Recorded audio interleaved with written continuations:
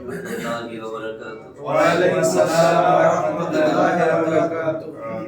الحمد لله إن الحمد لله نحمده ونستعينه ونستغفره ونعوذ بالله من شرور أنفسنا ومن سيئات أعمالنا من يهده الله فلا مضل له ومن يضلل فلا هادي له وأشهد أن لا إله إلا الله وحده لا شريك له وأشهد أن محمدا عبده ورسوله أما بعد فإن خير الحديث كتاب الله وخير الهدي هدي محمد صلى الله عليه وسلم وشر الأمور محدثاتها وكل محدثة بدعة وكل بدعة ضلالة وكل ضلالة في النار. رب اشرح لي صدري ويسر لي أمري واحلل عقدة من لساني يفقهوا قولي.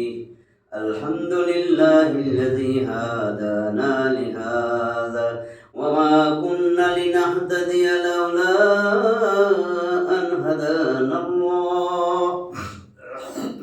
মোহতরম হাজরিন, আল্লাহর অশেষ মেহেরবানি যে আল্লাহ তাআলা নামাজের পরে আবার আল্লাহর ঘর মসজিদে এরকম একটা কোরআন সুন্নাহর মজলিস, যেখানে কোরআনের তাফসীর আমরা করতেছি, সেই মজলিসে আপনাকে আমাকে মা বোনদেরকে যে আনছেন, বসাইছেন, কিছু কথা শোনার জন্য যে মন তৈরি করে দিয়েছেন, এটা বহুত বড় মেহেরবানি। সেজন্য শুরুতেই সে রব্বে কারিমের দরবারে দিল থেকে জবান খুলে দিয়ে জোরে সোরে সবাই একবার কালেমায়ে শুকর আদায় করি। সবাই বলি আলহামদুলিল্লাহ। আলহামদুলিল্লাহ।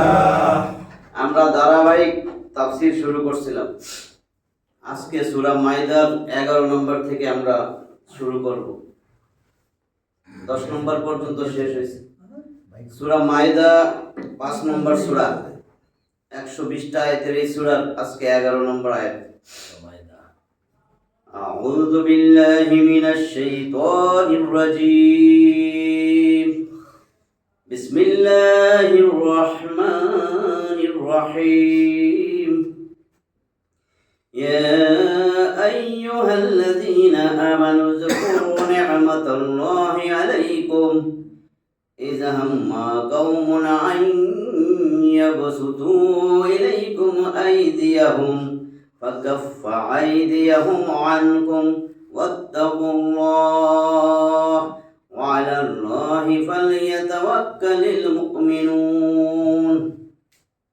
এই হলো 11 নম্বর আয়াত। আল্লাহ বলেন, ইয়া আইয়ুহাল্লাযীনা আমানু, হে ঈমানদারগণ, উযকুরু নি'মাতাল্লাহি আলাইকুম, আল্লাহ যে তোমাদের উপরে এত নিয়ামত, এত অনুগ্রহ দিয়েছে, সেইগুলা স্মরণ করো। إذ هم قوم أن يبسطوا إليكم أيديهم, যখন হাম্মা সংকল্প করছিল, প্ল্যান প্রোগ্রাম করছে, কাউমুন কোন একটা সম্প্রদায়, আন ইয়াবসুতু ইলাইকুম আইদিয়াহুম, যে তাদের হাতগুলা তোমাদের দিকে সম্প্রসারিত করবে, ক্ষতি করবে, আক্রমণ করবে। যখন একটা জাতি তাদের হাত তোমাদের দিকে বাড়াইতে চাইছিল, সেই কথা স্মরণ করো। আমি আল্লাহ কি করছি? ফাকাফা আইদিয়াহুম আনকুম, তোমাদের থেকে তাদের হাতগুলারে আমি আল্লাহ প্রতিহত করছি, ঠেকাই দিছি আমি আল্লাহ। ওয়াত্তাকুল্লাহ, আল্লাহকে ভয় করো। ওয়ালাল্লাহি ফালিয়াতাওয়াক্কালিল মুমিনুন, মুমিনদের তো আল্লাহ তাআলার উপরই নির্ভর করা উচিত। এই ছিল সহজ তরজমা। ব্যাখ্যা বলতেছি। এই আয়াতের শানে নজুল কেন অবতীর্ণ হইল বা অবতীর্ণর কারণ সম্পর্কে কোরআনের ভাষ্যকারগণ বিভিন্ন ঘটনা উল্লেখ করেছেন। 3-4টা ঘটনা, যে এই 3-4টা ঘটনার প্রেক্ষিতে এটা হয়েছে। যেমন একজন বেদুইনের ঘটনা, এটা ছোটবেলায় আমরা পড়ছি, ঘটনা শুনলে বুঝবেন। একটা বেদুইনের ঘটনা, কোন এক সফর থেকে প্রত্যাবর্তনের সময় রাসূল সাল্লাল্লাহু আলাইহি ওয়াসাল্লাম একটা গাছের ছায়ায় বিশ্রাম নিতেছিলেন এবং তার তরবারিটা গাছে ঝুলিয়ে রাখছিলেন। সুযোগ বুঝে ওই বেদুইন তার দিকে ধাবিত হয়ে তরবারিটা হস্তগত করে ফেললো। রসুল ঘুমাই রয়েছে, তরবারিটা নিয়ে এবার রসুলের কয়, বলো এবার কে বাঁচাইব। অতঃপর তার দিকে তরবারি উঁচিয়ে বলল, হে মুহাম্মদ সাল্লাল্লাহু আলাইহি ওয়াসাল্লাম, আমার কবল থেকে বলো এবার তোমাকে কে রক্ষা করবে। রসুল সাল্লাল্লাহু আলাইহি ওয়াসাল্লাম নিশ্চিন্তে উত্তর দিলেন, আল্লাহ, অর্থাৎ আল্লাহই আমারে রক্ষা করবেন। শুধু এতটুকু কথা বলতে দেরি, অদৃশ্য শক্তির ইঙ্গিতে তার শরীরে কম্পন শুরু হয় এবং হাত থেকে তরবারিটা পড়ে যায়। আবার কেউ বলেন, তখন এই আয়াত নাযিল হয়েছে যে বাঁচাইছে। এই যে বললো যে তারা এক জাতি সম্প্রদায় তোমার দিকে হাত বাড়াইতে চাইছে ক্ষতি করার জন্য, তোমাদের দিকে আমি আল্লাহ ফিরাইছি। 2 নম্বর কারণ বলে। আবার কেউ বলেন যে কাব বিন আশরাফ এবং তার সহযোগীরা রাসূল সাল্লাল্লাহু আলাইহি সাল্লাম ও তার সাহাবা রাদিয়াল্লাহু আনহুম গণের বিরুদ্ধে প্রতারণা ও ছলচাতুরি করে তাদের ক্ষতি করার ষড়যন্ত্র করেছিল যখন তিনি এবং সাহাবাগণ তার বাড়িতে পৌঁছেছিলেন। তার বাড়িতে দাওয়াত দিয়ে নিয়ে গেছে, কিন্তু তাদের এই ষড়যন্ত্র আল্লাহ তাআলা যথাসময় তার রাসূল সাল্লাল্লাহু আলাইহি সাল্লামকে অবগত করে ব্যর্থ করে দেন। আল্লাহ জানাই দিয়েছে। 3 অন্য আরেকটা কারণ। আবার কেউ বলেন যে একজন মুসলমানের হাতে ভুলক্রমে আমেরি গোত্রের 2 ব্যক্তি খুন হয়েছে। একটা মুসলমান আমেরি গোত্র, ইহুদিদের আমেরি গোত্রের 2 ব্যক্তি খুন হয়েছে। আল্লাহর রাসূল সাল্লাল্লাহু আলাইহি সাল্লাম ও সাহাবায়ে কেরামগণ রক্তপণ আদায়ের ব্যাপারে সন্ধি চুক্তি মোতাবেক সহযোগিতার কামনায় ইহুদিদের গোত্র বানু নাজবীরের বস্তিতে গমন করেন, যে কিছু ক্ষতিপূরণ দিয়ে দিব, ওদের বস্তিতে গমন করছে। তিনি একটি দেওয়ালের সাথে হেলান দিয়া বসেন। অপরদিকে তারা ষড়যন্ত্র করেছিল যে উপর থেকে জাতার একটি পাথর ফেলে তাকে হত্যা করা হবে, নবীরে মাইরা ফেলব উপর থেকে পাথর ফেলাইয়া। আল্লাহ তাআলা তার রাসূল সাল্লাল্লাহু আলাইহি ওয়াসাল্লামকে ওহীর মাধ্যমে তাদের এই পরিকল্পনার কথা জানাইয়া দেন এবং তৎক্ষণাৎ তিনি সেখান থেকে প্রস্থান করেন। সম্ভবত উক্ত সমস্ত ঘটনার পরেই এই আয়াত অবতীর্ণ হয়। 3টা ঘটনা যে কোনো একটা হবে, কেননা একটা আয়াত অবতীর্ণ হওয়ার ব্যাপারে বিভিন্ন কারণ ও পটভূমিকা থাকতে পারে। তাফসিরে ইবনে কাসির, আইসারুত তাফসির আর ফাতহুল কাদির এই ঘটনাটা আছে। 12 নম্বর আয়াত। ওয়ালাকাদ আখাযাল্লাহু মিসাকা বনী ইসরাঈল ওয়া বা'আসনা মিনহুম 12 নাকীবা ওয়া ক্বালা আল্লাহু ইন্নী মা'আকুম لئن أقمتم الصلاة وآتيتم الزكاة وآمنتم برسلي وأزرتموهم وأقرضتم الله قرضا حسنا لأكفرن عنكم سيئاتكم ولأدخلنكم جنات تجري من تحتها الأنهار ومن كفر بعد ذلك منكم فقد ضل سواء السبيل فقد ضل سواء السبيل 12 নম্বর আয়াতে আল্লাহ বলেন, ওয়ালাকাদ আখাযাল্লাহু মিসাকা বনী ইসরাঈল, অবশ্যই আখাযাল্লাহু, আল্লাহ গ্রহণ করেছেন, আল্লাহ নিয়েছিলেন মিসাকা বনী ইসরাঈল। মিসাক মানে প্রতিশ্রুতি, অঙ্গীকার, ওয়াদা। বনী ইসরাঈল থেকে আল্লাহ ওয়াদা নিয়েছিলেন যে আমার কাছে ওয়াদা করো।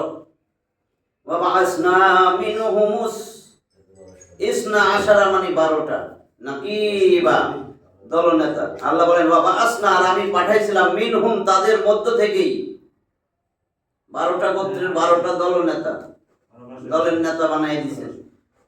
মিনহুম 12 নাকিবা, আমি তাদের মধ্য থেকে 12 জন দলনেতা পাঠাইছিলাম। ওয়াকাল আল্লাহ, আর আল্লাহ বললেন ইন্নী মাআকুম, আমি তোমাদের সাথে আছি। লাইন আকামতুমুস সালাত, লামে তাকিদ, অবশ্যই ইন যদি, যদি তোমরা সালাত প্রতিষ্ঠা করো, ওয়া আতাইতুমুজ যাকাত, যাকাত আদায় করো, ওয়া আমানতুম বিরুসুলি, আর আমার রাসূলদের উপরে ঈমান আনো, ওয়া আযযারতুমুহুম ওয়া আকরাদতুমুল্লাহা কারদান হাসানা, আর এই রাসূলদের সহযোগিতা করো, আর কি করো, ওয়া আকরাদতুমুল্লাহা কারদান হাসানা, আল্লাহরে কর্জে হাসানা দাও, উত্তম ঋণ আল্লাহরে দাও। আল্লাহরে দিব কেমনে? গরিব মানুষ যারা অসহায় তাদেরকে দিবেন, এটাই আল্লাহরে দেবেন। তাহলে আল্লাহ বলেন, আবার লামে তাকিদ দিয়ে বলছেন, লা উকাফিরান্না, লামে তাকিদ নুনে সাকিলা, লামে জবর, একবার বলছি না, লামে যদি জবর টান না থাকে, লা মানি অবশ্যই, লা মানি না, দুইটা অর্থ ভিন্ন। লা ইলাহা, আল্লাহ ছাড়া কোনো ইলাহ নেই। যদি কেউ বলে লা ইলাহা, আল্লাহ ছাড়া অবশ্যই অবশ্যই মাবুদ আছে, এই জন্য ভুল ক্রমে যেমন অনেকের মুখ দিয়ে বাইরে যায়, লাইলাহ, ওই জন্য লামে তাকিদ নুনে সাকিলা হচ্ছে কোরআনের মধ্যে আল্লাহ সবচেয়ে জোর দিয়েছেন যেই শব্দে, সেটার মধ্যে প্রথমে লামে তাকিদ, শেষে নুনে সাকিলা আছে। এই দেখেন এখানে বলেন, লা উকাফিরান্না, অবশ্যই অবশ্যই আমি মোচন করব, মাফ করে দিব, দূর করে দিব, ডিলিট করে দিব, আনকুম তোমাদের থেকে, সাইয়্যাতিকুম তোমাদের সমস্ত গুনাহ পাপ। কখন? যদি সালাত প্রতিষ্ঠিত করো, যাকাত আদায় করো, আমার নবীর উপর ঈমান আনো, তাদেরকে সহযোগিতা করো, আর কর্জে হাসানা দাও আল্লাহরে, পাঁচটা কাজ করো, আমি অবশ্যই অবশ্যই তোমাদের থেকে তোমাদের পাপ সমূহ মুছে দিব। আর আবার লামে তাকিদ নুনে সাকিলা, ওয়ালা উদখিলান্নাকুম, অবশ্যই অবশ্যই তোমাদেরকে ঢুকাই দিব, প্রবেশ করাই দিব, জান্নাতিন তাজরি মিন তাহতিহাল আনহার, জান্নাতে প্রবেশ করাবো যার তলদেশে আছে নহর সমূহ। নহর তো অনেকবার বলছি, বহু বচন ব্যবহার করা হয়েছে, কোটি কোটি নহর। আমরা জানি পাঁচটা নহর, দুধের নহর, পানির নহর, মধুর নহর, শরাবের নহর, দুধের নহর, মধুর নহর। আনহার বহু বচন। নাহরুন বললে আমরা বুঝতাম একটা নহর, নাহরানে বুঝতাম দুইটা নহর, বলছে আনহার বহু বচন, সংখ্যাই দেয়নি। এরপরে বলেন, ফামান কাফারা বাদা যালিকা মিনকুম, এরপরে তোমাদের মধ্য থেকে যে অস্বীকার করেছে, ফাকাদ দাল্লা সাওয়াআস সাবিল, অবশ্যই অবশ্যই সে সরল সোজা পথ হারিয়ে ফেলছে, আর এই পথ খুঁজে পাবে না।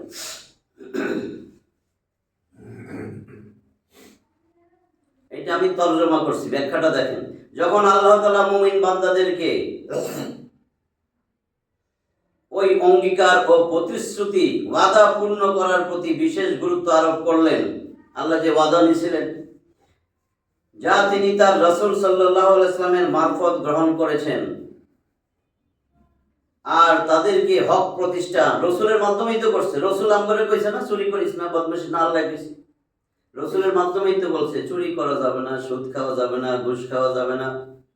একবার বললাম যে আমল দিয়া যা না হবে, আল্লাহর নিষেধ মানলে তার থেকে বেশি পাওয়া যাবে।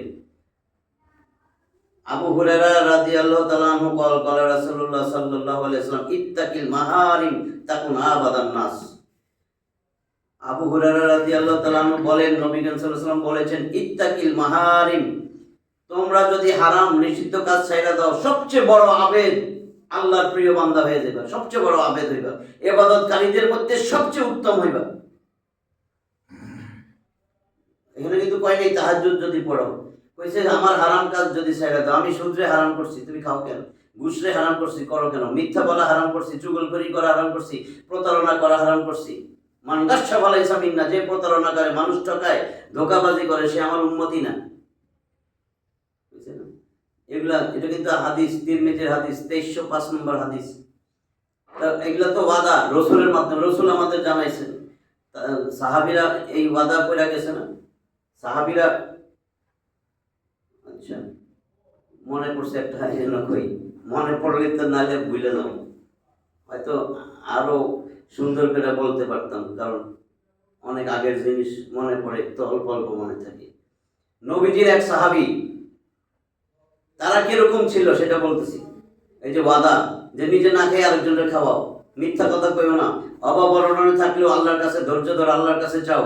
সব সময় আল্লাহ বলে কি, যত বিপদ আপদ আসুক তোমারে তো রাসূলরা দিয়া শিখাই দিছি, ইয়া আইয়ুহাল্লাযীনা আমানু ইসতাঈনু বিস-সাবরি ওয়াস-সালাহ ইন্নাল্লাহা মা'আস সাবিরিন। এটাও কিন্তু আমাদের সূরা বাকারা গেছে, সূরা বাকারা না 2 এর কত নম্বর আয়াত? 153 নম্বর আয়াতে বলতেছেন, দেখেন আল্লাহ সবচেয়ে ভালোবাসেন মুমিনদেরকে।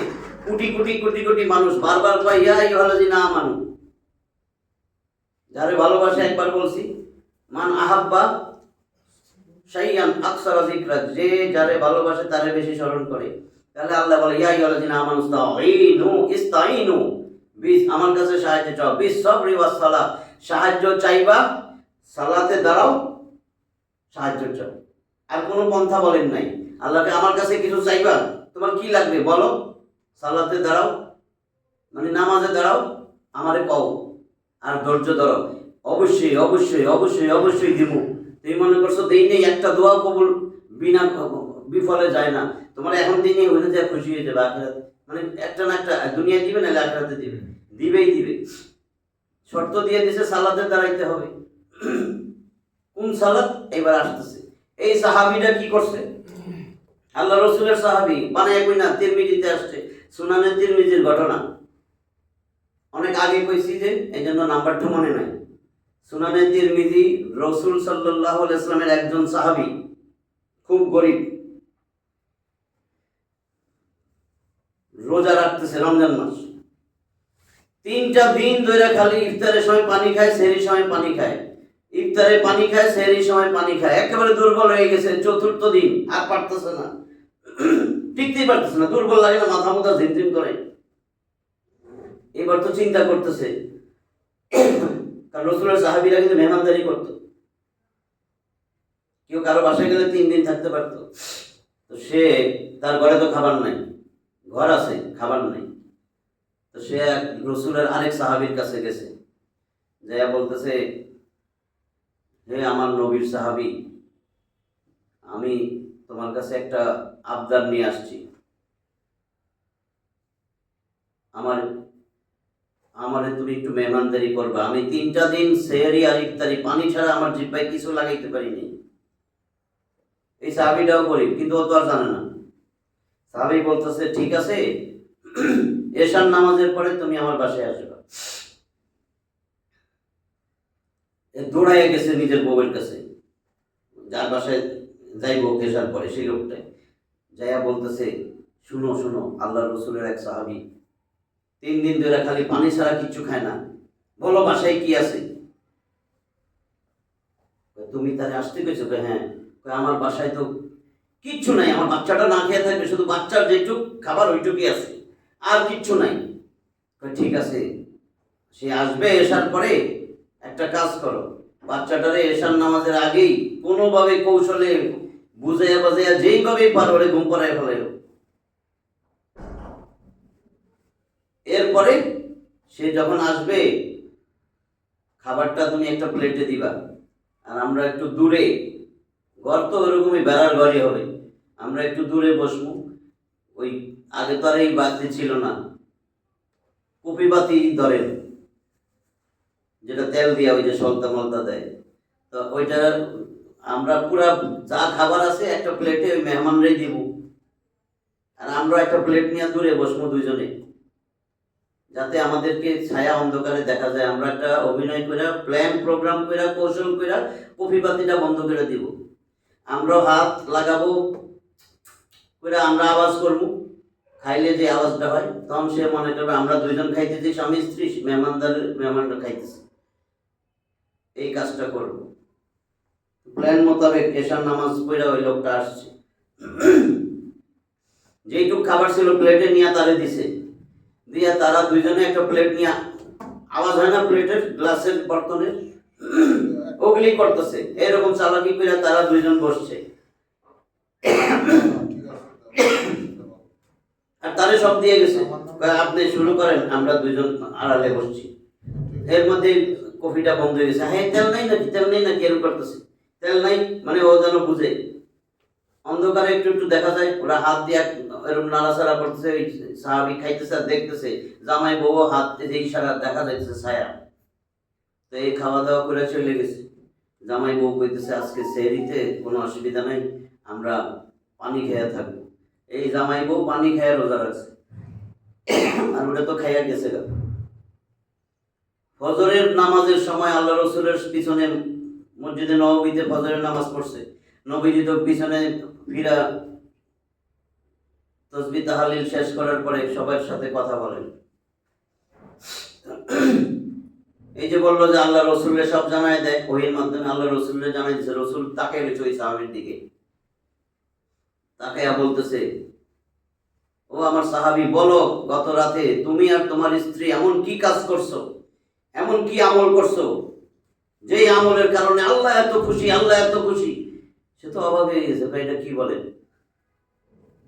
আল্লাহ খুশি হয়ে আয়াত নাজিল করছে, কোরআনে আল্লাহ আয়াত নাজিল করে দিছে। 59 নম্বর সূরা হাশর এর 9 নম্বর আয়াত।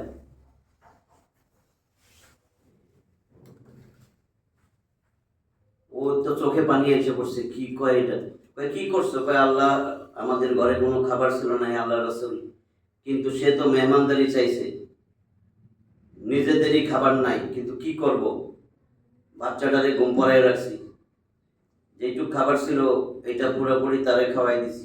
কয় আল্লাহ এত খুশি হয়েছে, এত সন্তুষ্ট হয়েছে। এরকম কি আমরা পারবো এরকম চরিত্র, সাহাবীদের চরিত্র? আয়াতটা কি?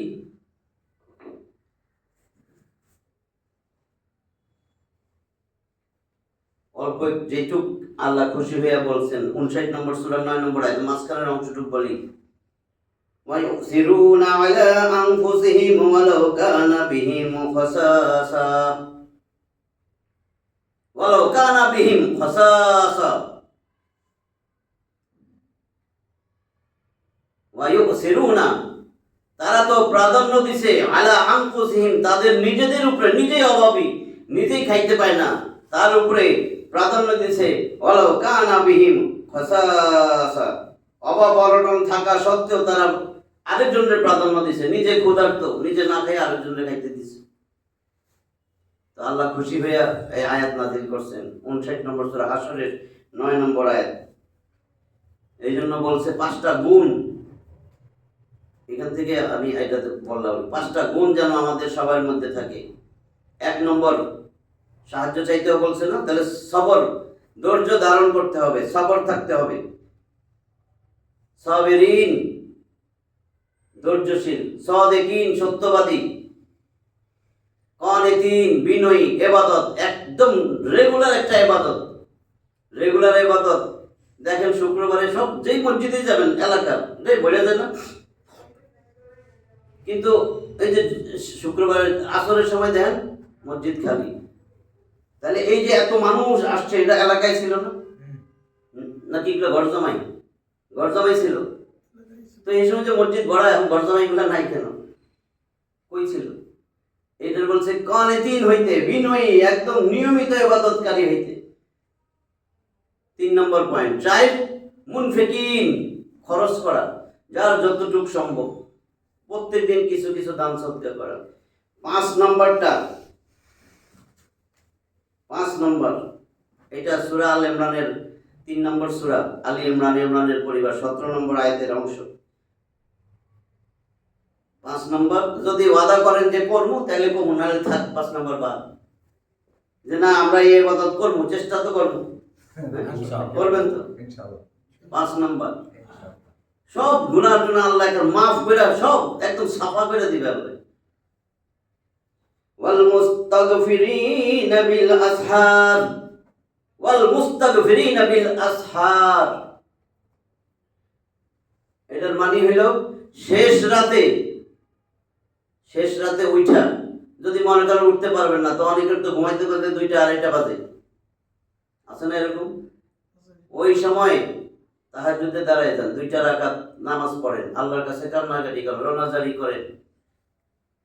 ওয়াল মুস্তাগফিরিনা বিল আসহার, একেবারে সব গুনাহ খাতা মাফ।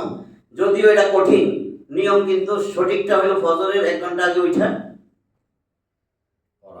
এই নামাজটা পড়া, কান্নাকাটি করা, এই আমল কঠিন, কিন্তু এই আমল করলে সমস্ত গুনাহগাতা মাপ, এবং আল্লাহ নিজে বসে থাকেন।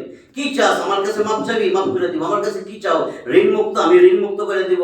বা ভুল করে তুমি সুদ নিছিলা, ব্যাংকের টাকা নিছিলা, আমি সুদ দাও, আমি মাফ করে দিব, মাপটা চাও, এরপরে আর নিস না।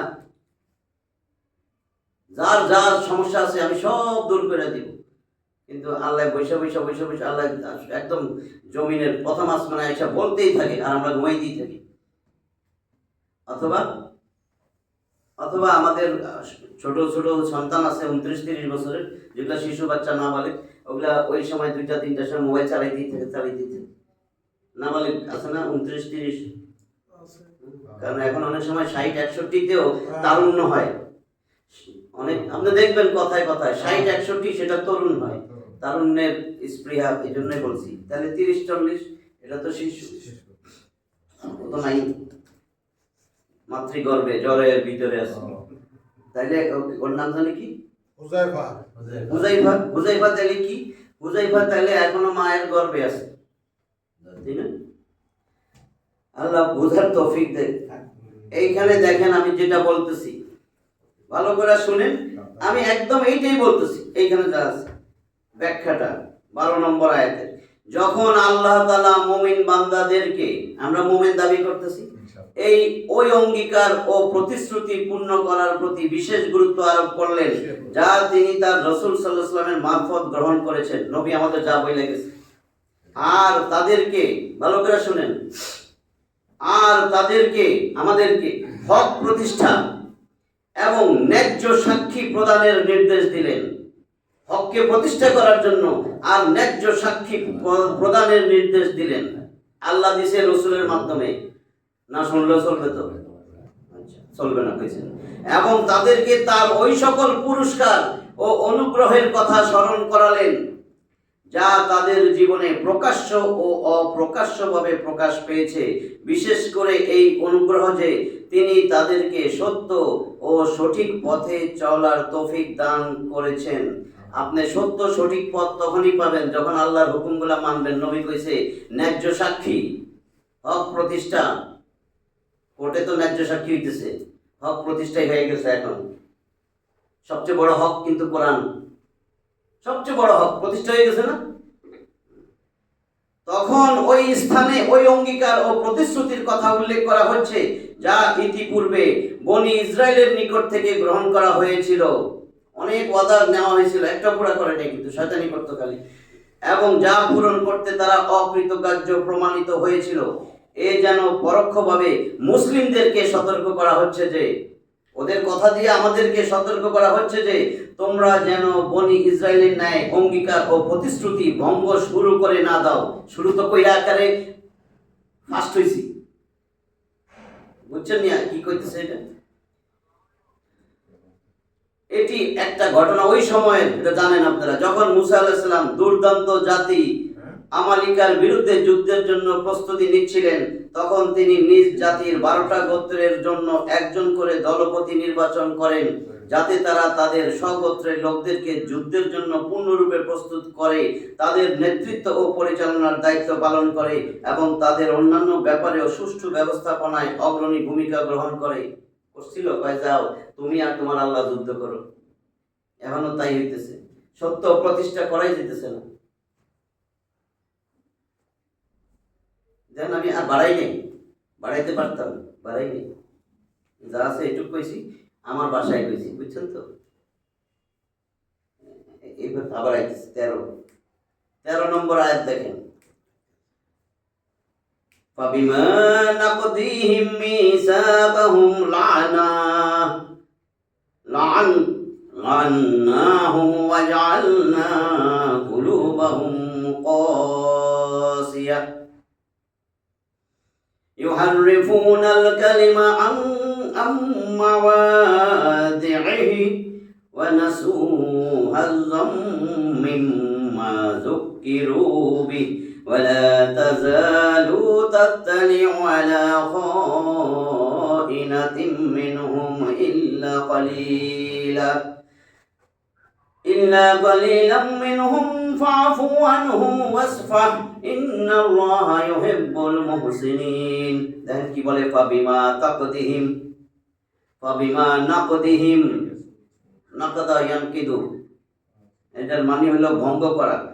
অতএব ওয়াদা ভঙ্গ করার কারণে, ফাবিমা নাকদিহিম, তারা যে ওয়াদা ভঙ্গ করছে, মিসাকাহুম, মিসাক কইছি অঙ্গীকার, ওয়াদা, তাদের অঙ্গীকার ভঙ্গ করার কারণে লাআন্নাহুম, আল্লাহ লানত দিয়েছে তাদের উপরে, আল্লাহ অভিশাপ দিয়েছেন। ওয়াজআলনা কুলুবাহুম কাসিয়া, এবং আল্লাহ বলেন আমি তাদের অন্তরকে কঠিন বানাই দিছি। অন্তর কঠিন বুঝছেন তো, আর আপনার ইমান টিমানা সত্য জিনিস ভালো লাগবে না, আপনার খাসরা মাসরাই ভালো লাগবে। শয়তান, নাপাক, সন্ত্রাসী, চুগলখোর, দেশদ্রোহী, এগুলোর ভালো লাগবে। চাঁদাবাজ, এগুলোর ভালো লাগবে। অন্তর কঠিন মানে কঠিন করে দিছি তাদের অন্তর, তাদের অন্তরের উপরে মরিচা ফালাই দিছি।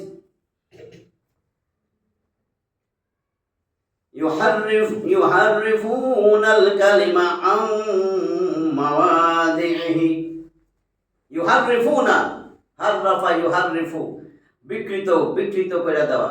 তাওরাতের যে সমস্ত শব্দ চেঞ্জ করে অর্থই বদলায় ফেলেছে, তাওরাতের পরিবর্তন করছে। ইউহাররিফুনাল কালিমা আম মাওয়াদিহি, যেখানে যে অর্থ সেটার পরিবর্তন করে ফেলেছে।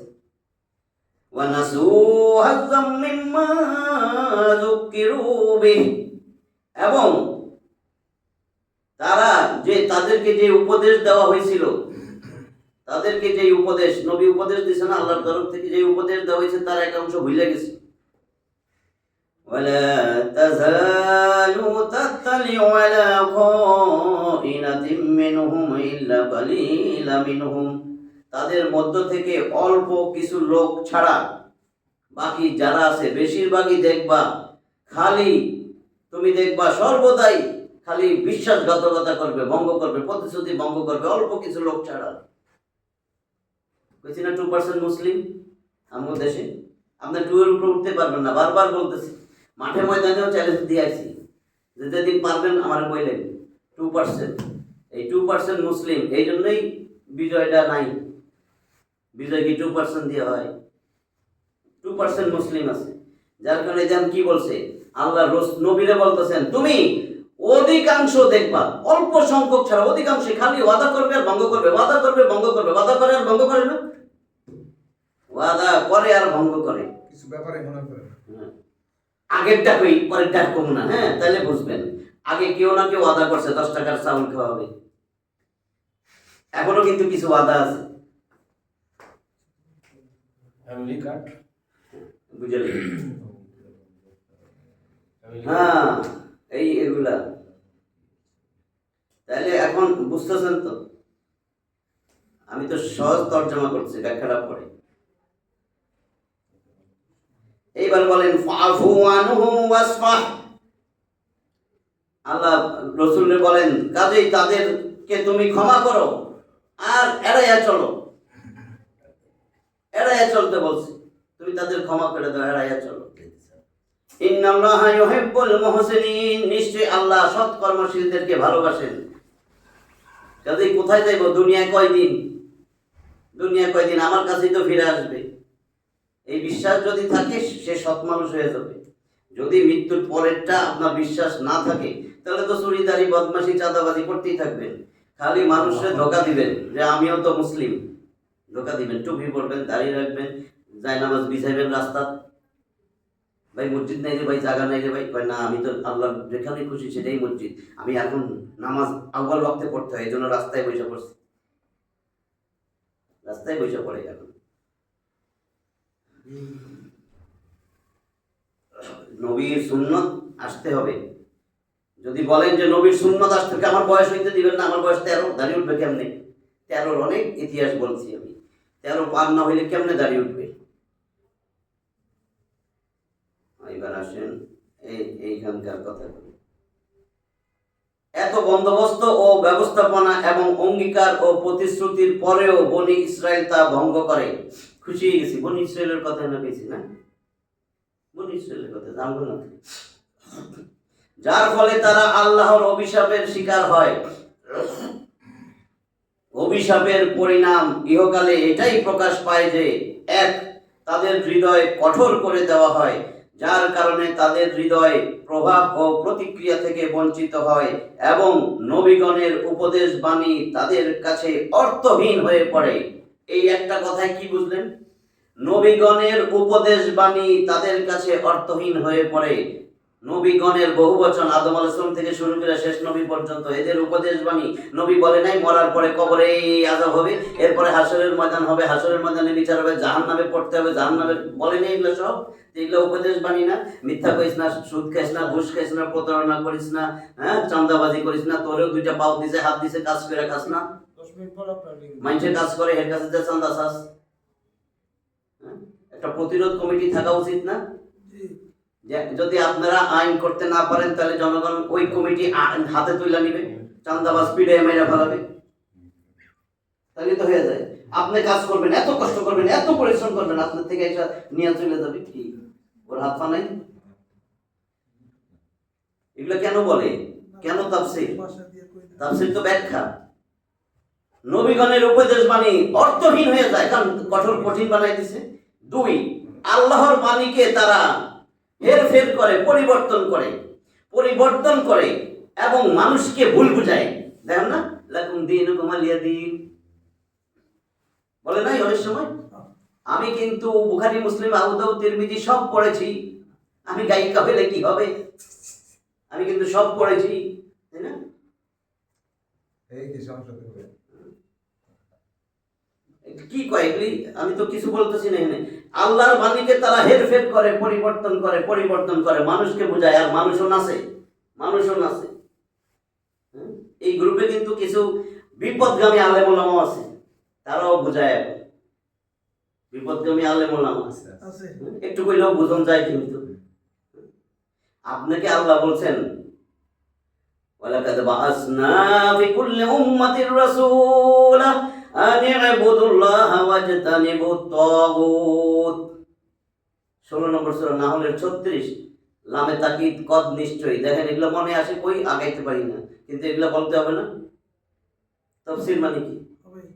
তাফসীর ব্যাখ্যা, একটা কোরআনের আয়াতের ব্যাখ্যা, একটা কোরআনের আয়াত। সবচেয়ে উত্তম তাফসীর হলো তাফসীরুল কোরআন বিল কোরআন, কোরআন দিয়া কোরআনের ব্যাখ্যা, কারণ এটা স্বয়ং আল্লাহর মুখের বাণী। আল্লাহ বলেন ওয়া, এবং লামে তাকিদ, কদ নিশ্চয়ই, অবশ্যই, ওয়ালাকাদ বাআসনা, আমি পাঠাইছি, ওয়ালাকাদ বাআসনা ফি কুল্লি উম্মাতির রাসূল, প্রত্যেকটা উম্মতের মধ্য থেকে ওই উম্মতের জন্য আমি একটারে নবী করে পাঠাইছি, ওই মানুষের মধ্য থেকে। নাহলে ফেরেশতা কইলে কইতো এটা তো ফেরেশতা, আমরা এর মানব কেন?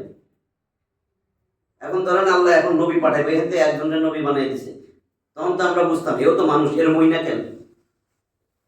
আল্লাহ বলেন অবশ্যই আমি মানুষের মধ্য থেকেই প্রত্যেকটা উম্মতের জন্য একজন নবী পাঠাইছি। আমার উদ্দেশ্য ছিল আনে আবুদুল্লাহ, তারা একমাত্র আমি আল্লাহর কথা শুনবে, আমি আল্লাহর ইবাদত করবে, ওয়াজতানিবুত তাগুত, তাগুতকে বিসর্জন দিবে। তাগুতের সাথে সম্পর্ক কেমনে রাখে? সবাইটা বাদ দিলাম, কোন আলেম ওলামাও যদি তাগুতের সাথে সম্পর্ক রাখে, ওর ঈমান আছে? ফামাই ইয়াকফুর বিত-তাগুত ওয়া ইউমিন বিল্লাহ ফাকাদ ইসতামসাকা বিল উরওয়াতিল উসকা লা ইনফিসামা লাহা। যে দেখেন সূরা বাকারায় আছে কিনা আয়াতটা 256, আয়াতুল কুরসির পরের আয়াত, আয়াতুল কুরসি 255, এরপরে 256 নম্বর আয়াত, ফামাই ইয়াকফুর বিত-তাগুত। ও আমার মা বোনেরা, আপনাদের তো জামাইও পুরুষ, বাপও পুরুষ, ছেলেও পুরুষ আছে না? আমি এই আয়াতটা কেন বললাম? ওয়ামাই ইয়াকফুর বিত-তাগুত, আপনি যত নামাজ ও যাকাত করেন, আপনার কালেমাই আল্লাহ কবুল করবে না, আপনি এখনো বেঈমান, আপনার ঈমান কবুল করবে না যদি তাগুতের সাথে সম্পর্ক থাকে। আগে শর্ত তাগুতকে সরান। আগে আল্লাহ কি বলছে? লা ইলাহা, ভাই এটা তোমার ঈমানি বাক্য কি? লা, নাই, আগে কও নাই।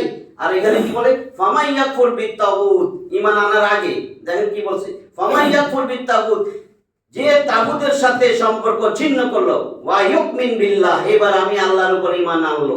আগে কই নাই কিন্তু এটা। যে আগে ওযু করলো, এইবার নামাজ পড়লো, তার নামাজ হয়েছে। যদি কইতো আরে আমি সময় পাই নাই মিয়া, জামাত শেষ হয়ে যাবে, আগে আমি জামাতে দাঁড়ায় নামাজ পড়ছি, এবার উজু করে বাসায় গেছি, নামাজ হবে? কেন হবে না? উল্টায় দিবেন এই ক্ষেত্রে, আর ওইটা মানবেন না। উজুরটা বুঝেন ভালো মতন, নামাজ পড়া বাসায় যায় আমি আরামে উজু করবো গরম পানি দিয়া অনেকক্ষণ ধইরা। নামাজটা ধরতে আসলে আমার তাড়াহুড়া, হাই হাই নামাজ কয় রাকাত জানি হয়েছে, যদি না পাই তাড়াহুড়া করে উজু করছি, দেখা যাইলো উজুতে 1.5 মিনিট লাগছে। আপনি তো দরকার নেই তাড়াহুড়া, এবার নামাজটা পড়লাম যাইয়া বাসায় 15 মিনিট ধরে উজু করেন, সুন্দর সুন্দর করে হবে নি নামাজ? কেন? নামাজ উজুটা তো সুন্দর হয়েছে। তাহলে সেটা যদি বুঝেন, এটা বুঝেন না কেন? সব সিরিয়াল আছে না, ফামাই ইয়াকফুর বিত্তাগুত, তাগুতকে বিসর্জন দাও, ওয়া ইউমিন বিল্লাহ, এবার আমি আল্লাহ তোমার ঈমান কবুল করব। কয় আল্লাহ কবগা, মানে কার জন্য? আপনি কার কাছে দাঁড়াবেন শেষে? আপনার নেতার সাথে নাকি আল্লাহর কাছে? বিচারটা কে করবে হাসরে? কে জান্নাত জাহান্নাম দিবে? সংবর্ধনা দিন আল্লাহর গোলাম। কেন কয় তাফসীরটা? এখন দেখেন, এক তো নবীগণের উপদেশ বাণী তাদের কাছে অর্থহীন, 2 আল্লাহর বাণীকে হেরফের পরিবর্তন করা। এই পরিবর্তন 2 ধরনের ছিল। কখনো শব্দের পরিবর্তন, লাকুম দীনুকুম ওয়ালিয়া দীন, কি সুন্দর বুঝছে, কি সুন্দর বুঝছে। আমি কই দিন, ধর্ম যার যার, উৎসব সবার, বুঝছে নি? এটা নিয়ে অর্থ। লাকুম দীনুকুম, তোর ধর্ম, তোর সংস্কার, তোর সংস্কৃতি, সব তোরটা। কেমনি কি সুন্দর করে বুঝাইছে, ধর্ম যার যার। তাহলে বউ যার যার, ভোগ সবাই। ভাই আপনার বউ তাতে কি দেন না আমার একটু? বিয়া যার যার, বউ সবাই, চাকরি যার যার, বেতন সবাই হইব। তো এটা কেন বুঝে? ওইটা বুঝে না। দেখি আপনার ঘরে আমি যাই থাকবো, আমার আত্মীয় স্বজন নিয়ে, ঘর আপনার হয়েছে, তাতে কি হয়েছে? ব্যবহার সবাই, ঘর যার যার, থাকবো সবাই।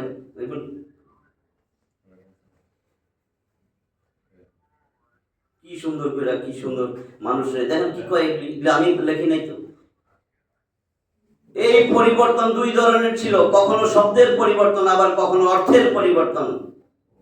আর তা এই কথার প্রমাণ যে বুদ্ধি ও বুঝ শক্তিতে বক্রতা এসেছিল।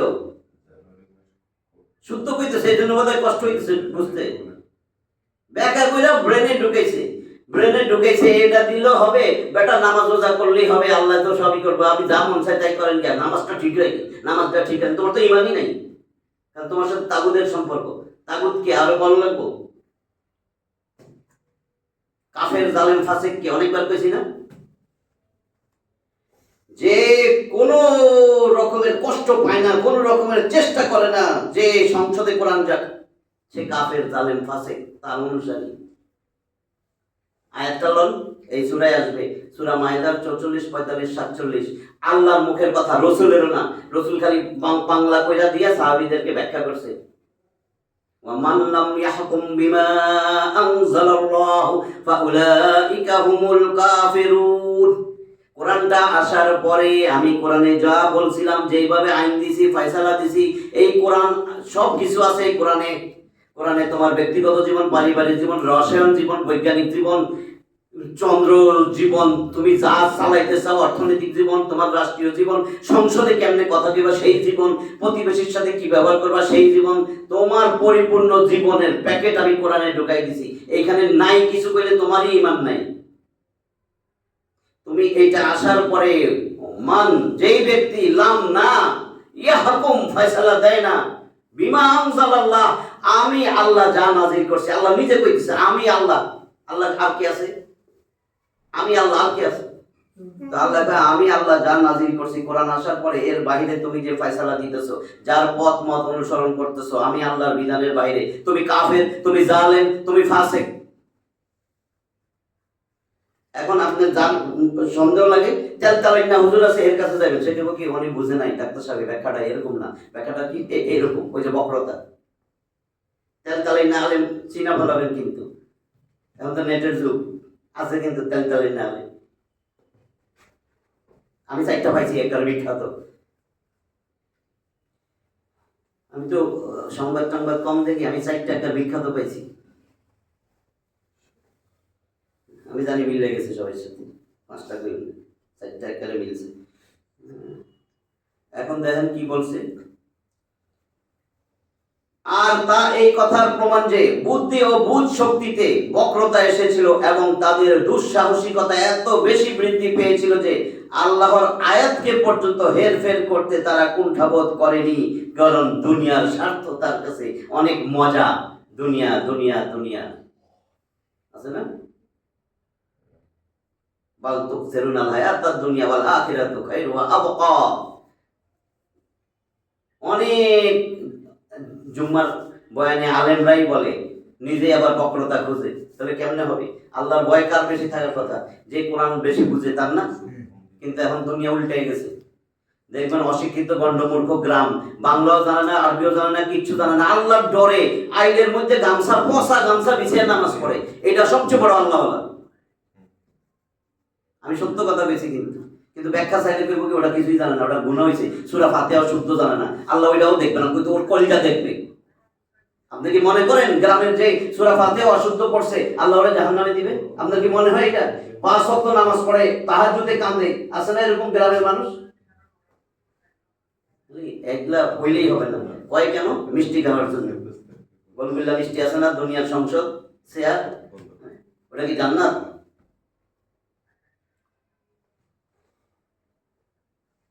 আল্লাহর আয়াতকে পর্যন্ত হেরফের করতে কুণ্ঠাবোধ করেনি, কিন্তু বড় পরিতাপের বিষয় যে উম্মতে মুহাম্মাদিয়ার কিছু লোক, এই যে কেন ইহুদির থেকে এটা তাইলো, আসলে তো আমগরে সতর্ক করতে চাইছিল। ওই দেখেন এখন আইছে উম্মতে মুহাম্মাদি, তো বুঝেন। কিন্তু বড় পরিতাপের বিষয় যে উম্মতে মুহাম্মাদিয়ার কিছু লোক অন্তরে উক্ত কঠোরতা ও আল্লাহর বাণীতে পরিবর্তন সাধন করা থেকে বাঁচতে পারে নাই দুনিয়ার লোক। فأما من طغى وآثر الحياة الدنيا আল্লাহ কয় فأما من طغى, ওই তাগুত, অতঃপর যে সীমা লঙ্ঘন করলো। সীমা লঙ্ঘন কি? আল্লাহর আয়াত, আল্লাহর দেওয়া সমস্ত আদেশ নিষেধ, আল্লাহর দেওয়া কোরআন সবগুলারে তগা।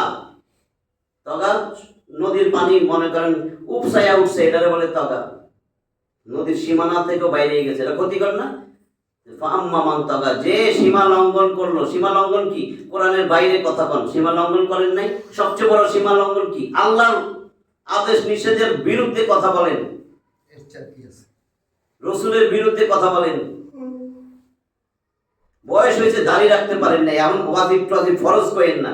আপনি বলেন তো রসুল কি শিখাইছে? যে এটা আমার সুন্নত, শিখাই নাই না? এটাতে সন্দেহ আছে? তো আপনি রসুলের অবজ্ঞা করলেন না? অবজ্ঞা করলেননি? আপনি রসুল সুন্নত কোন জ্ঞান? আমার সুন্নত দরকার নাই, কি করবেন এটা? কার সুপারিশ লাগবে আপনার জান্নাত যাওয়ার জন্য? যে সুপারিশ লাগবে না, আমার এমন আমল আছে করে নেই, হ্যাঁ, আমল দিয়া যাইতে পারবেন। মামান রাগিবা আন সুন্নতি ফালাইসা মিন্নি, যে আমার সুন্নতকে অবজ্ঞা করলো, সুন্নত অবহেলা করলো, সে আমার উম্মতি না। বারবার নবী কিন্তু এগুলা হুঁশিয়ার করে দিছে, মামান রাগিবা আন সুন্নতি ফালাইসা মিন্নি। আচ্ছা, যেটা বলতেছিলাম, উম্মতে মুহাম্মদের কিছু লোক অন্তরের উক্ত কঠোরতা এবং আল্লাহর বাণীতে পরিবর্তন সাধন করা থেকে বাঁচতে পারে নাই। মুসলমান দাবিদার কোনো সাধারণ লোক নয়। এবার আসতেছে গ্রামের মানুষের উদাহরণ দিচ্ছে, সাধারণ লোক নয়। মুসলমান দাবিদার সাধারণ লোক না, আলেম ওলামার কথা কইছে। মুসলমান দাবিদার কোনো সাধারণ লোক নয়, বরং বিশিষ্ট লোক।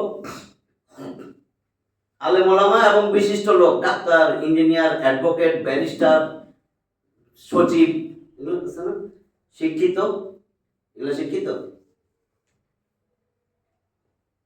একটা জাতি সুশিক্ষিত কখনোই হইতে পারে না কোরআন সুন্নাহর জ্ঞান ছাড়া। আমরা মনে করি যে ওরে বাবারে বাবা এত বড় শিক্ষিত, দুনিয়াবি শিক্ষা নিয়ে ওটা শিক্ষিত বলে না। দুনিয়াবি শিক্ষা নিয়ে বাপ মারে লাথি মারে, দেখছেন না? থাপ্পড় দেয় বাপের গায়ে পেট্রোল দিয়ে আগুন জ্বালায় দেয়। দুনিয়াবি শিক্ষা। আমার একটা দেখান তো মাদ্রাসার ছেলে এটা করছে, দেখেন কোরআন সুন্নাহর একজনে এরকম করছে, বাপ মারে। মাদ্রাসায় গেলেই তো আশ্চর্য হয়ে যান না আপনি? তার বাপও না, মাও না, শিক্ষকও না, কিচ্ছু না, যাইয়া দেখেন মাদ্রাসায় যান। আমি তো যাইয়া যাই অবাক, আমি তো কিচ্ছু না, উজু করতেছি, গামছা লয়ে দাঁড়িয়ে রয়েছে, আমার জুতা হাতে লয়ে দাঁড়িয়ে রয়েছে। আমি তো এগুলো দেখা চোখে পানি আসে আমার, যে আয় হায় কত বড় বড় প্রতিষ্ঠান কি প্রিন্সিপালের কোলে নিয়ে পানি ফলাই দেয়, দেখছেন না? থাপড়াইয়া দাঁত ফলাই দেয় প্রিন্সিপালের, কেমনে কথা পায়, টেবিল চাপড়াইয়া, দেখছিলেন তো কদিন আগে? বড় শিক্ষিত। বড় শিক্ষিত।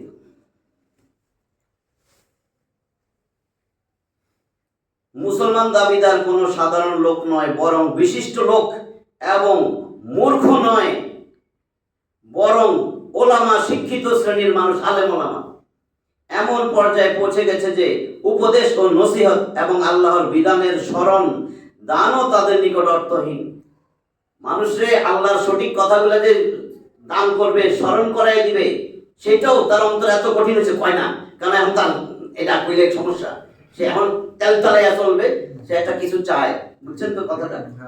স্মরণ দান মানে স্মরণটা করাইয়া দিবে, দান করবে সাধারণ মানুষরে, এটাও তার জন্য কঠিনতর। কেন কঠিন হয়েছে? আখিরাতের জন্য না দুনিয়ার জন্য? আখিরাত যদি হয়তো সহজ হয়ে যেত, বারবার এটাই কইতো, বাট আমার জীবন চলে যাক না, আমি তো তার ভালো কথা কইতেছি। তার কাছে অর্থহীন, যে আদর ফালতু বেটা, মরার পরে কি আছে না আছে দেখছিনি কোনো, খালি পড়তে নেই যাচ্ছি। আমার তো স্কুলে দেয় নাই বাপে, 6 বছরে নিয়ে মাদ্রাসা দিছে, এসব তো আমি কিছু জানি না, এটাই পড়ছি, এখন এটা বেচ্চা খামো, এটা বেচ্চা খামো, কি খামো এখন? অথচ আল্লাহ গেছে কি খাবি, কি খাবি? তার নামাজে দাঁড়ায় যা, আমাদের না উপদেশ দেয়, নামাজে দাঁড়ায় যে আল্লাহর কাছে সাহায্য চায়। এখন কার কাছে সাহায্য চায়? এই দেখেন কার কাছে সাহায্য চায়, আমি এইটা আমার হাতে এইটা টিস্যু, আমার হাতে এইটা, আমি এইটা চাই, আমি এইটার দাঁড়াইছি টিস্যু, বুঝছেন তো? আমি আলেম, আমার হাতে কোরআন থাকবে, আমি কোরআনের কথাই বলতে থাকবো, বুঝছেন এই জিনিসটা? আমি কোরআন নিয়ে যুদ্ধ করব, কোরআনের কথাই বলবো, কোরআনের দিকেই ডাকবো। কোন প্রতীক কোরআনে নাই, আমার দরকার নাই, কোরআনই ভাই, কোরআন কোরআন, তাই কোরআনের তো প্রতীক দিই নেই ভাই, কোরআনই আমি দাঁড়াইছি, আমি কোরআনের পক্ষে, আমি কোরআনের কথাই বলবো। কোরআনে একটা ভোট পাই না, ভোটই দরকার নেই, আমি আখেরাত চাই, আমি আখেরাত চাই, আমি আখেরাত চাই, আমি কাফের চাই না।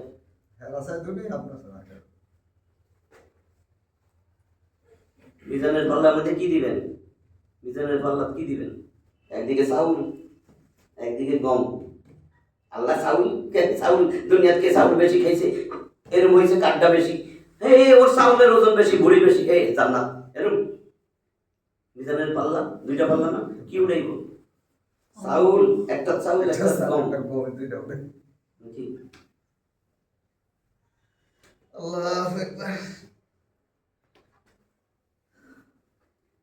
এখন কি কম? মুসলমান দাবিদার কোনো সাধারণ লোক নয়, বরং বিশিষ্ট লোক, এবং মূর্খ নয়, বরং ওলামা, শিক্ষিত শ্রেণীর মানুষ। এমন পর্যায়ে পৌঁছে গেছে যে উপদেশ ও নসিহত এবং আল্লাহর বিধানের স্মরণ দানও তাদের নিকট অর্থহীন। শ্রবণ করার পরও তাদের মধ্যে কোনো প্রতিক্রিয়া ও প্রভাব বিস্তার করে না। এই যে এখন শ্রবণ করছেন, দেখেন কি বলে, শ্রবণ করার পরও, আমি আল্লাহর কথা তুমি কইছো না, জি কইছি আল্লাহ, এটা শ্রবণ করার পরও তাদের মধ্যে কোনো প্রতিক্রিয়া ও প্রভাব বিস্তার করে না, এবং যে উদ্দেশ্য ও ত্রুটি বিচ্যুতিতে তারা নিমজ্জিত, তা থেকে তারা তওবা এবং প্রত্যাবর্তনও করবে না। দেখেন, তওবাও করবে না, ফিরবেও না। কেমনে ওই বেটা কয়, আর কেমনে এটা আল্লাহটা মিলা যায়, কিয়ামত পর্যন্ত মিলতে হবে। আল্লাহ এটা মিথ্যা প্রমাণ করতে পারবে? যালিকাল কিতাবু লা রাইবা ফীহি, এর মধ্যে কোনো মিথ্যা নাই। অনুরূপ ভাবে নিজেদের মন গড়া বেদাত ও কল্পনা প্রসূত মতবাদ, পাইছেন? মতবাদ, কল্পনা প্রসূত মতবাদ। আমার এটা মনে হয়েছে Abraham Lincoln, Karl Marx, Lenin, মাও সেতুং, এই পথ মত মতবাদ পাশের টুক কই, তন্ত্র মন্ত্র যন্ত্র যন্ত্র, ওটা সামনেটা লাগাই লই, তন্ত্র মন্ত্র গন্ত্র সন্ত্র যন্ত্র, এগুলো লাগাই লই। অনুরূপ ভাবে নিজেদের মন গড়া, এটা মন গড়া না, এটা কি আল্লাহ দিছে? দুনিয়াতে যত কিছুই বলবেন আল্লাহ তার বাইরে, এটা মন গড়া না? কইবেন কার্ল মার্কস কম বুঝতো, গরু এতে বেশি বুঝতো, কারণ গরু আল্লাহ জানলে কইছে এইভাবে চলে গেছে দুনিয়াতে। অনুরূপভাবে নিজেদের মন গড়া বেদাত এবং কল্পনা প্রসূত মতবাদ এবং আয়াত ও সহিহ হাদিসের স্পষ্ট উক্তির, এটা আলেমদের জন্য বলছে, অপব্যাখ্যা প্রমাণ করার লক্ষ্যে দুঃসাহসিকতার সাথে আল্লাহর বাণীকে পরিবর্তন করে ফেলে। সাধারণ মানুষ কয় এটাই কইছে, এটা ঠিকই আছে, এটা ঠিকই আছে।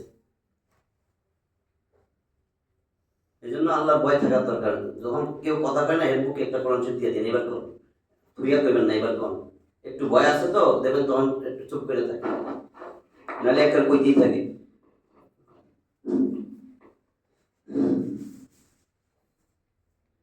ফাঁসি দিলেও কেউ তাগুদের পক্ষে যেতে পারে? আমি সাধারণ মানুষের কথা বলি না, যারে বলেন যে অনেক বড় কি কন্দানি কমনা তো, এটা অনেক বড় মোরব্বা, অনেক বড় পোলাও কর্মা মোরব্বা, মোরব্বা বুঝছেন না, এটি অনেক বড় মোরব্বা, কিন্তু বুঝের গু, কিন্তু বুঝের গু, যে এই গুটা আমি বুঝতে পারি, যেটা গু সেটার বলে বুঝের গু। আপনি মানবেন সেই মুরব্বী, সেই বুজুর্গ যে কোরআন সুন্নাহর বাইরে কথাই বলে না, যে তার বাপের কিতাবের কথা বলে না, নিজের কিতাবের কথা বলে না, বন্ধুর কিতাবের কথা বলে না। আপনি বন্ধুর কিতাব পড়েন, আপনি আল্লাহটা পড়ছেন নি, রসুলেরটা পড়ছেন নি? আপনার জীবনে জিজ্ঞাসা করবে কার্ল মার্কসের বই পড়ছেন নি, রবীন্দ্রনাথের কবিতা? এই ডাক্তার সাহেব এদিকে আসেন, নজরুল ইসলামের একটা কবিতার 2 লাইন কোন? আমি তো নজরুল ইসলাম কিছু জানি না। এই জাহান্নামে ফালা কোনোদিন কইব? কইব নি? নবীরে কি কইছে এ পড়ো কান্ডা? এখন তো নাম কইতাম এটা। আচ্ছা কইলামই, বায়াজিদ বোস্তামীর একটা কবিতা কও, এ পড়ো বায়াজিদ বোস্তামীর কবিতা। সব পড়েন, আমি তো নিষেধ করি না, আমার কথা ধরতে পারছেন? আগে আপনি কোরআনটা শেষ করেন, কোরআনের অর্থটা পড়েন। এগুলা সব বাজে কথা যে আপনি কোরআন বুঝবেন না। কেমনে বুঝবেন না? লিটন ভাই যদি তার কাছে যেটা আছে ও যদি পড়ে বুঝবে না, মানে এরকম কোন লোক আছে ইত্তেফাক পড়লে বুঝে না, জনকণ্ঠ পড়লে বুঝে না? বলেন তো, মিথ্যা কথা না? ওখানে তো বাংলায় লেখা দিছে, আর এটারই তো অর্থ বাংলায় লিখছে। কেমনে বলবেন এটা? তাহলে এই কলেমা তো আপনার পড়া উচিত না, নাউজুবিল্লাহ, তাদের কথা মতন যে লা ইলাহা ইল্লাল্লাহ আমি পড়বো না এটা। কেন? তখন কিন্তু আবার এটা ঠিকই শিখাইতে, এখন ধরা কে বোঝে? এটাও তো আরবি, এটার অর্থ বুঝেন নাই? জীবনে অর্থ আর কোনোটা করতে পারবে? ইন্নাল্লাহ নিশ্চয় আল্লাহ, এটার অর্থ আর কিছু করতে পারবে? ইন্না মানে নিশ্চয়। আশ্চর্য আশ্চর্য কথা কয়। কোরআনটা শেষ করেন, অনেক শেষ করলে কি হবে? আপনারে আল্লাহ, এটা হেদায়েতের বই, হেদায়েত দিবে। এটা নূরের বই, আপনি আল্লাহ নূর দিবে। এটা হলো সমস্ত অন্ধকার থেকে আপনারে আলোতে আনবে। আলোতে আনলে আপনি বুঝা ফেলাবেন কোনটা ধোঁকাবাজ। কারণ এখানে কি বলছেন দেখবেন, সূরা ইব্রাহিম দেখছেন, আমার আয়াত আগাইতেছে না। সূরা ইব্রাহিম শুরুই হয়েছে 1 নম্বর একটা আয়াত, আলিফ লাম র, এটা তো অর্থ আমরা জানি না। আল্লাহু আ'লামু বিমুরাদি ওয়া বিযালিক, এটা অর্থ বাক্য তো মানা করছে আল্লাহই জানেন। এরপরে বলছেন কিতাবুন আনজালনাহু ইলাইক লিতুখরিজান নাসা মিনাজ যুলুমাতি ইলান নূর। এইটা একটা কিতাব, কিতাবুন আনজালনাহু ইলাইকা, তোমার কাছে আমি কিতাবটা দিছি। কেন দিছি? লিতুখরিজান নাসা মিনাজ যুলুমাতি ইলান নূর। এই কিতাবটা তুমি দিবা, মানুষের কাছে পৌঁছাইবা। এই কিতাব অন্ধকার থেকে আলোতে নিয়ে আসবে। অন্ধকার থেকে মানে সমস্ত অন্ধকার থেকে একটা আলোতে নিয়ে আসবে। আলো কিন্তু এক বচন বলছে, নূর। আনোয়ার বলেনি, আনোয়ার বহু বচন। আর জুলমাতুন এক বচন বলছে, জুলুমাত। মানে দুনিয়াতে এই কোরআন ছাড়া যত কিছু আছে সব অন্ধকার। আপনার হাতে যতদিন কোরআন না আসবে, আপনি হাজার হাজার হাজার হাজার হাজার হাজার হাজার বিখ্যাত বুজুর্গের বই পড়েন, কোন বুজুর্গর কোন চ্যালেঞ্জ করে গেলাম আজকে বলতেই পারবে না যে আমার এই বইটাও নূর। একটা জায়গায় জিজ্ঞেস করেন যারে যারে আপনার পছন্দ, যে বলেন তো এই বইটা কি নূর?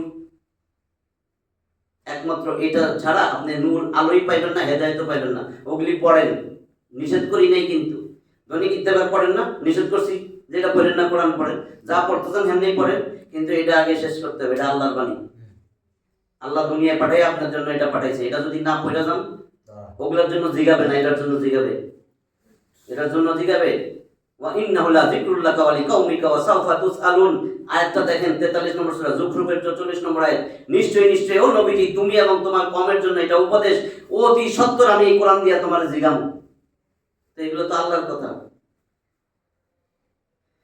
যে শেষ করি, শ্রবণ করার পরও তাদের মধ্যে কোনো প্রতিক্রিয়া ও প্রভাব বিস্তার করে না, এবং যে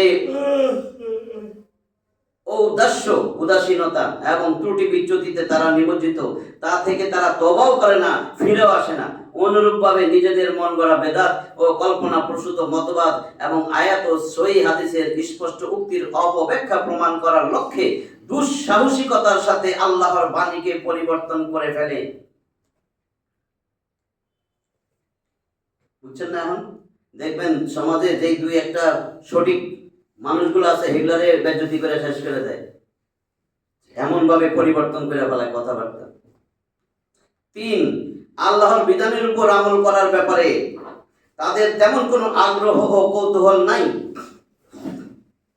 আল্লাহর বিধান, কোরআন সবচেয়ে বড় বিধান, এর উপরে তাদের তেমন কোনো আগ্রহ নাই, কৌতূহল নাই, বরং সৎকর্মহীনতা, কুকর্ম, সৎকর্মহীনতা।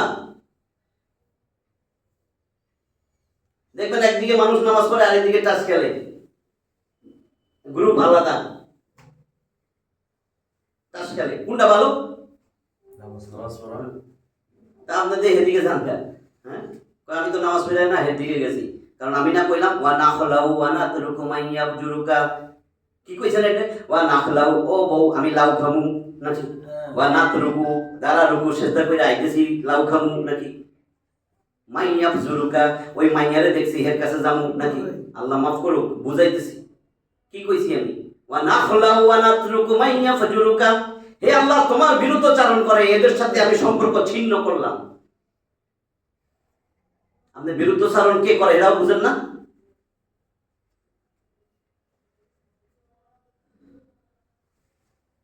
দুঃসাহস দেখেন কি কইছে পরে, বরং সৎকর্মহীনতা। চাঁদাবাজি কি সৎকর্মে পড়ে? চাঁদাবাজি তো দেশে নাই এখন, আসেনি? তাহলে আপনি কি তার অনুসারী? ভালো লাগতেছে তারে? আচ্ছা, তারপরে জেনা বেবিচার তো বুঝেই না এই দেশের মানুষ, জেনা কি বেবিচার কি, না নারী নির্যাতন নাই তো, এটা কমে গেছে। দুর্নীতিবাজ নাই তো, না সব গেছে। সৎকর্মহীনতা, কুকর্ম, সন্ত্রাস, ত্রাসের রাজত্ব। কথাবার্তা কিরকম দেখছেন তো? কথাবার্তা তাদের জাতীয় প্রতীকে পরিণত হয়েছে। জাতীয় প্রতীক, সমস্ত প্রতীক বাদ দিয়া এই দাম দরকার ছিল। প্রতীক এরকম থাকার দরকার ছিল যে একটা মানুষ পড়ে রয়েছে, এরকম বড় ইট মারতেছে ওর মাথা, আমি এই প্রতীকে দাঁড়াইছি। টাসের প্রতীক, আমি টাস খেলাইতেছি। চাঁদাবাজি, ট্রাক ড্রাইভারের মারতেছে চাঁদাবাজ, এই প্রতীকগুলো দিতে পারে না? না, এখানে লেখছে, এই জন্য আমি করি যে বরং সৎকর্মহীনতা ও কুকর্ম তাদের জাতীয় প্রতীকে পরিণত হয়েছে। তাহলে প্রকাশ তো হয় না। আর তারা হীনতার এমন পর্যায়ে পৌঁছে গেছে যে না তাদের হৃদয় সুস্থ আছে, আর না তাদের প্রকৃতি সরল, চরিত্র। এই অল্প সংখ্যক লোক ইহুদিদের মধ্য থেকে মুসলমান হয়েছিলেন। তাদের সংখ্যা 10 থেকেও কম ছিল। তাদের সংখ্যা 10 থেকেও কম ছিল ইহুদি মুসলমান হয়েছে।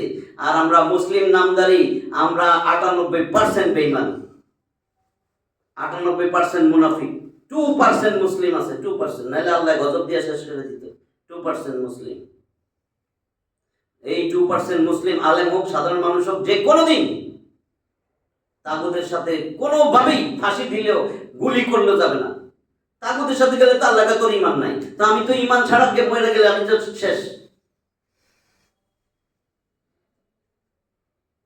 বিশ্বাসঘাতকতা বা খেয়ানত এবং প্রতারণা, প্রবঞ্চনা, বিশ্বাসঘাতকতা বা খেয়ানত এবং প্রতারণা, প্রবঞ্চনা, ধূর্তামি তাদের চাল চলনে ও আচরণে একটা অংশে পরিণত হয়েছে, যার নমুনা আপনার সম্মুখে সব সময় পেশ হতেই থাকবে। হইতেছে নি? আপনি নিজেরটা করবেন। আজকে তাফসিরে আহসানুল বায়ান, বড় একজন আলেমের লেখা, আপনি লিখে লইছেন মনে হয় নিজে নিজে এই যুগের সাথে মিলানোর জন্য। এটা কেমন পর্যন্ত মিলবে? বিশ্বাসঘাতকতা, খেয়ানত, প্রতারণা, প্রবঞ্চনা, ধূর্তামি। ধূর্তামি কঠিন হয়েছে, ধূর্তামি, ধূর্তামি তো বুঝছেন। হ্যাঁ, চালাকি করবে, টাস খেলবে, জুয়া খেলবে। চালাকি, সবচেয়ে বড় চালাকি কি? আরে বেটা চাকরি করে, ব্যবসা করে, এই বেটার কোটি কোটি টাকা হইতে প্রায় 25 বছর লাগবো, আর আমি 6 মাসে 40 কোটি বানাবো। কেমনে? যাই আব্দুল, এই তাড়াতাড়ি চান্দা দে, চান্দা দে, চান্দা দে, দেন। একটা আইন হওয়া উচিত, সবাই আসলে সোচ্চার হওয়া উচিত, মার্কেট কমিটি থাকে উচিত। কেন হয় না? কারণ সে চিন্তা করে, থাক এটা তো আমার করবে। শয়তান তো বয়ে রয়েছে কমিটির মধ্যে, তাহলে কেমনে হবে? যার নমুনা আপনার সম্মুখে সব সময় পেশ হতে থাকবে।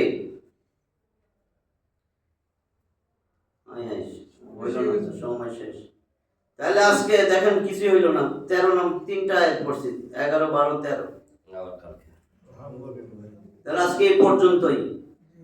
আমি, আপনারা বলছেন কোরআনের সঠিক কথা শুনবেন, সত্য কথা শুনবেন, কাজেই কোরআনের সঠিক কথা, সত্য কথা বলছি, একেবারে ভাইঙ্গা ভাইঙ্গা আয়াত বলছি, আমি বইলেও দিছি কোন তফসির থেকে আজকে বললাম যা মিলে। আর আমার এমন দুঃসাহস নাই যে নিজে আমি এখানে বৈশা আল্লাহর নামে কোনো কথা বানাইয়া বলবো। আমি চাই সবাই আমরা যেন আবার আখিরাত কামাই করতে পারি, জান্নাতে যেতে পারি। দুনিয়া ছাড়তেই হবে। আমি হাজার হাজার বিঘা জমি কিনি আর আমি ফ্ল্যাট বাড়ি করি, আমি একটাও নিয়ে যেতে পারবো না।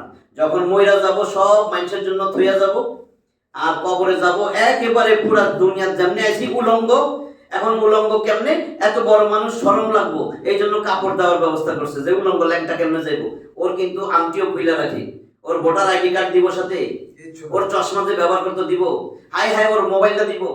তার মানে কিচ্ছু তো দিবে না। মহিলা যদি হয়, কয় নাক ফুলটা খুলতে পারতেছি না, থাক দিয়ে দেই, শরীয়ত নিষিদ্ধ, নাক ফুলটাও দিতে পারবে না, কাইটটা নাক ছিঁড়া হইলে ওইটা করতে হবে। আপনি মরে গেছেন, এমন ভাবে একটা গেঞ্জি পরছিলেন, গেঞ্জি খোলন যাইতেছে না, কয় গেঞ্জিটা কাট বেটা, নাহলে টাইনা ছিঁড়া ফালা, তবুও গেঞ্জি দাম যাবো না।